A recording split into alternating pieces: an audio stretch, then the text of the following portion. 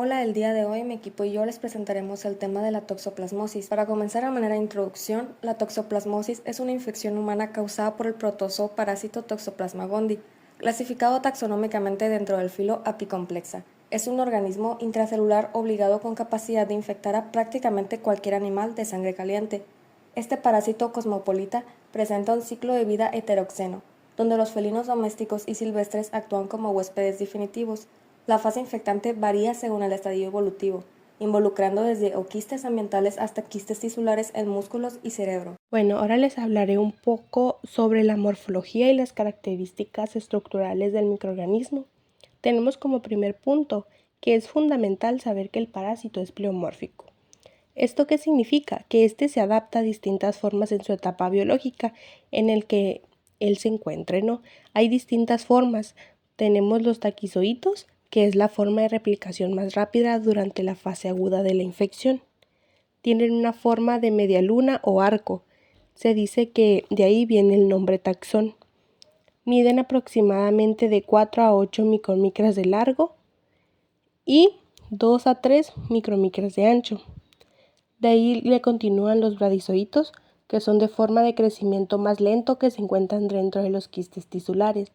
Estos son morfológicamente similares a los taquizoitos, miden aproximadamente de 7 y 1.5 micromicras, pero metabólicamente son menos reactivos. Los ooquistes son la forma resultante del ciclo sexual en felinos. Estos son ovoidales que miden de 10 a 12 micromicras. Al madurar en el medio ambiente contienen 2 esporoquistes, cada uno con 4 esporozoitos. Y por último le siguen los quistes tisulares. Estos son estructuras esféricas que se pueden alcanzar hasta las 100 micromicras de diámetro. Tienen una membrana elástica que esto hace que proteja a miles de bradizoitos del sistema inmune y de los jugos gástricos. Por otra parte, a nivel estructural, Toxoplasma gondii pertenece al phylum Apicomplexa. Esto se define su compleja organización interna. Los componentes principales que estructuran su célula pues son su tipo de célula e internalización del hospedero, el complejo apical que tiene, que es la estructura que caracteriza de este phylum para la invasión, la vacuola parasitófora, que es el compartimiento donde se resguarda el parásito dentro de la célula infectada. Tenemos que los gránulos densos, estos ayudan a modificar su ovacola. El apicoplasto es un organulo metabólico muy importante.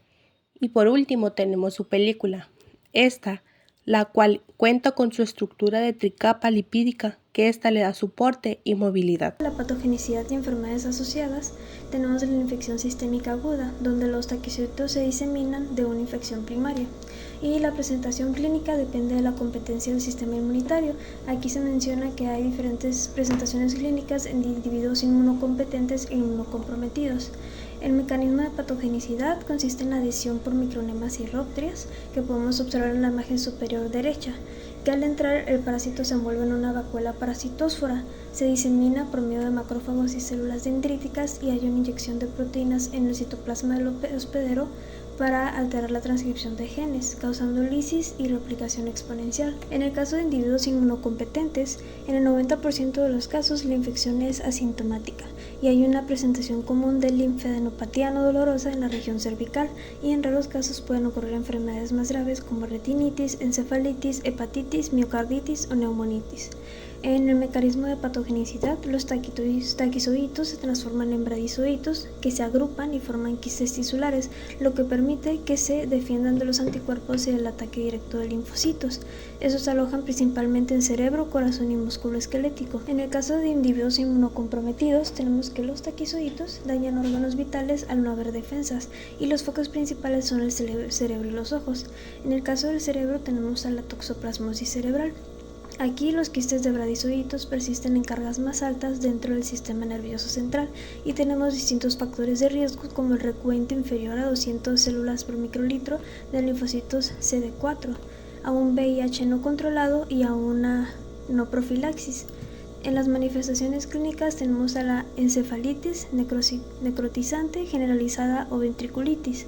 donde podemos observar en la imagen superior derecha un reloj dibujado por un paciente con encefalitis, donde la inflamación afectaba las capacidades cognitivas. Y por último tenemos dolor de cabeza, fiebre, alteración del estado mental y convulsiones. En el caso del mecanismo de patogenicidad, los taquizoitos entran, se multiplican y lisan la célula causando necrosis. Y las zonas críticas son generalmente las áreas de alto flujo sanguíneo como ganglios basales y tálamo. En el caso de la otra manifestación clínica que son los ojos, tenemos a la toxoplasmosis ocular, que la causa más común es la uveitis posterior. En las manifestaciones clínicas tenemos en adultos visión alterada o miodesopsias, y en niños pequeños tenemos estrabismo o leucocoria, que es un reflejo blanco en la pupila.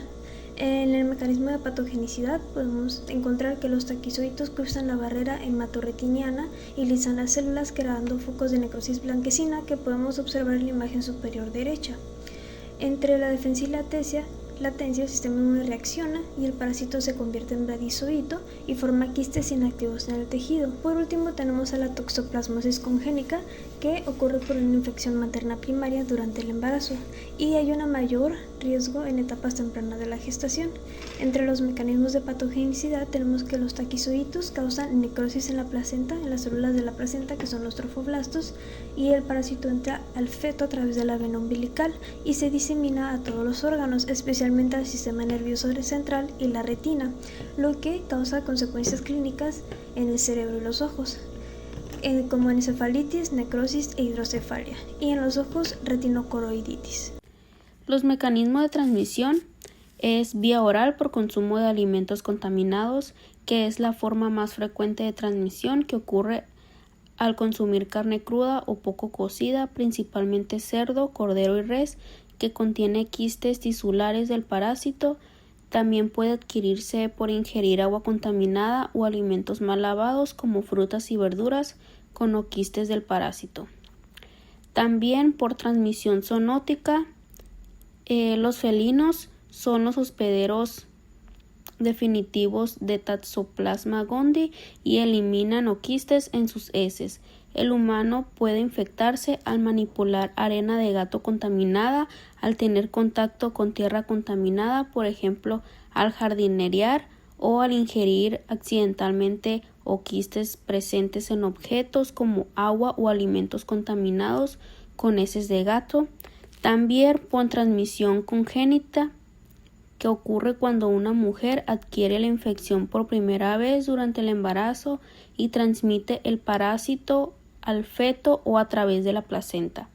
Esta es una de las formas más importantes por su relevancia clínica, ya que puede causar toxoplasmosis congénita con daño neurológico y ocular en el recién nacido.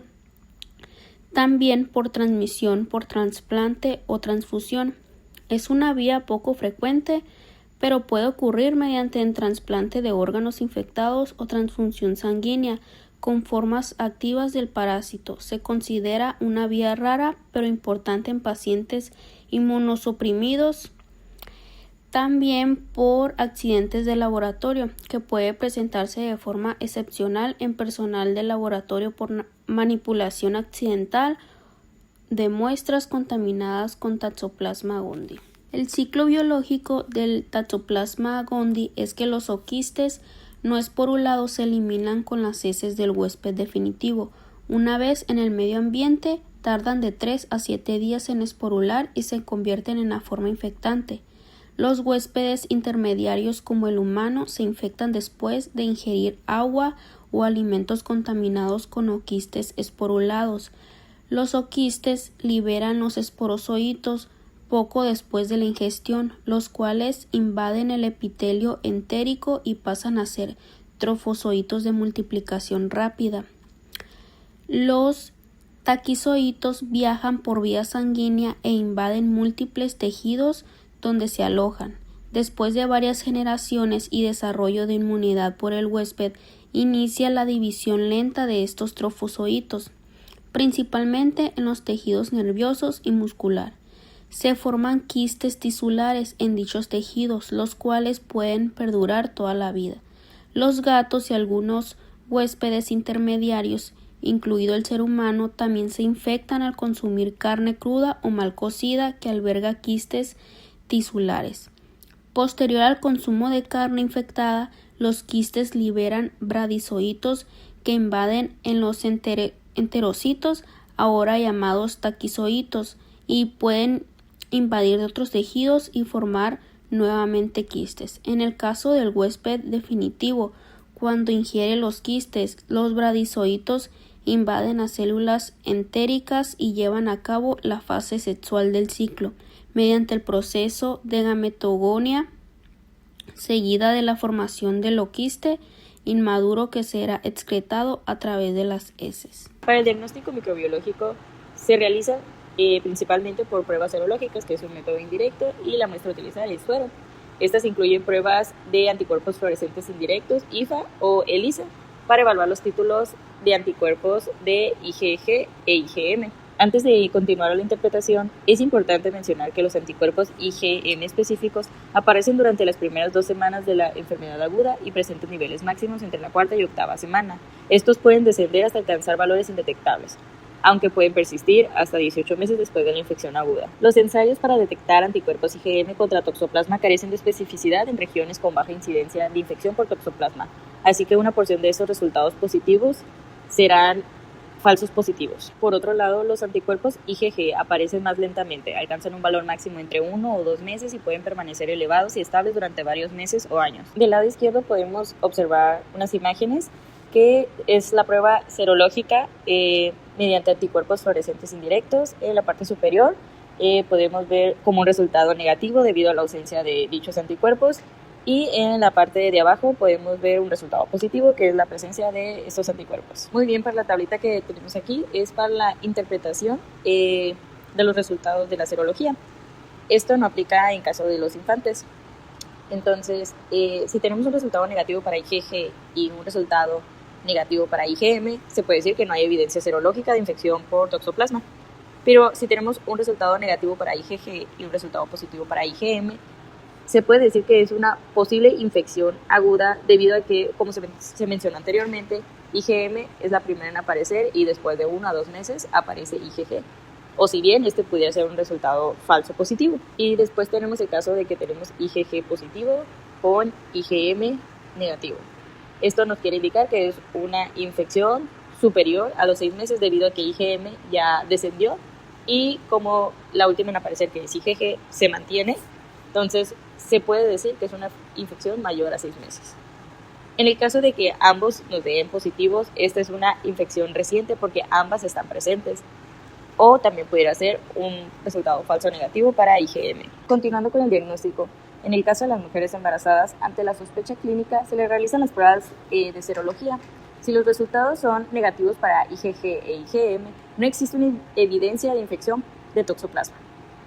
Si los resultados son IgG positivos e IgM negativos, esto nos podría indicar que no es una infección reciente, por lo cual pudo haber ocurrido antes del embarazo. Esto se interpretaría como que no hay un riesgo para el feto. Pero si el resultado es IgM positivo con o sin IgG, nos indica una infección reciente. Ante este resultado, se realiza el test de avidez de IgG. El test evalúa lo que es la fuerza de unión entre el anticuerpo y el antígeno del parásito. Si el resultado es una alta avidez, quiere decir que la unión entre el anticuerpo y el antígeno es fuerte, lo cual puede indicarnos que es una infección que ocurrió antes del embarazo. Si el resultado es baja avidez, quiere decir que la fuerza de unión entre el anticuerpo y el antígeno es débil, lo cual nos indica que es una infección reciente y hay un riesgo de que se transmita al feto.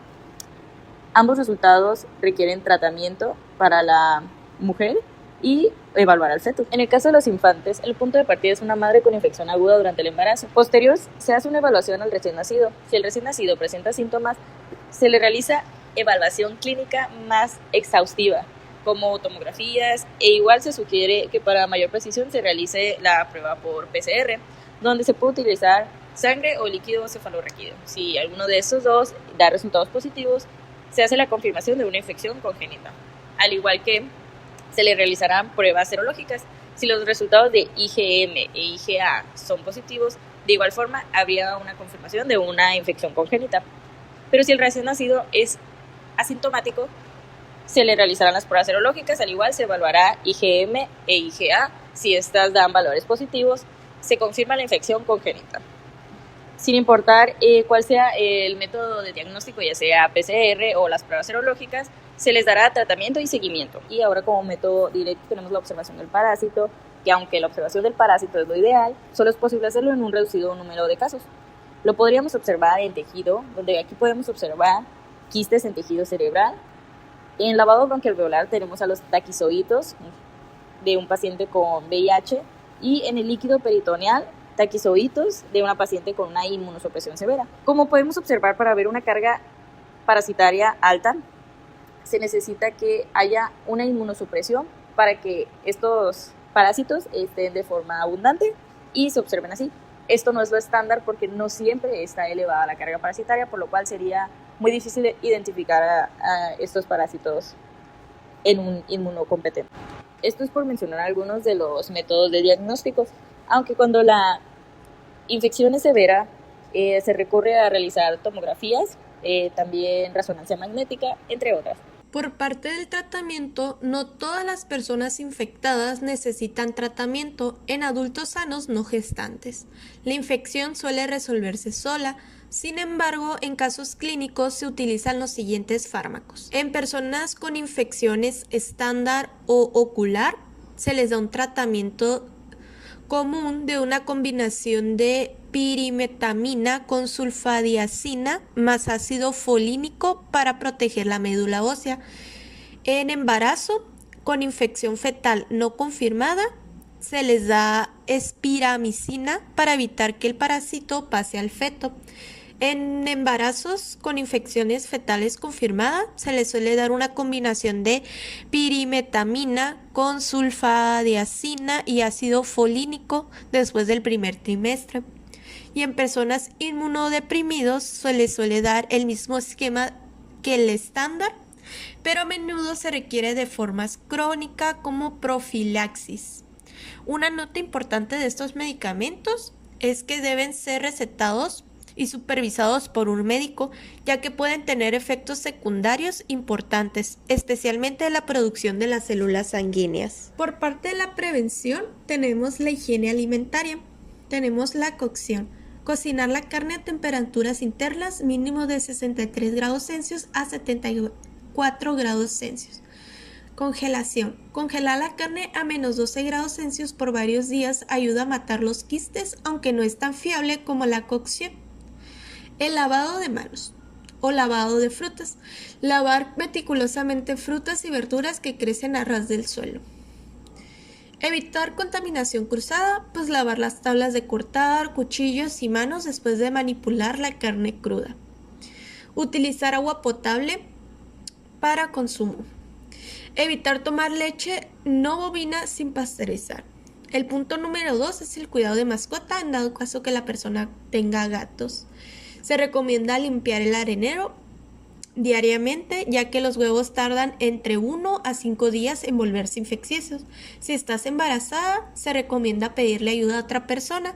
En dado caso de no contar con otra persona, se recomienda utilizar guantes y mascarilla. Alimentación del gato. Se recomienda no darle carne cruda al gato y se recomienda más darle comida enlatada. Gatos de interior, pues estos gatos no salen a cazar, pues tienen un riesgo casi nulo de la infección. Relevancia médica. La importancia médica de esta enfermedad radica en su capacidad de permanecer latente en el cuerpo durante toda la vida y reactivarse si las defensas bajan. Se clasifica principalmente en 3 formas. La primera es la toxoplasmosis aguda. En personas sanas suele ser asintomática o causar un cuadro similar a una gripe leve, tales como fiebre, ganglios inflamados, etc. Como segundo punto tenemos la toxoplasmosis congénica.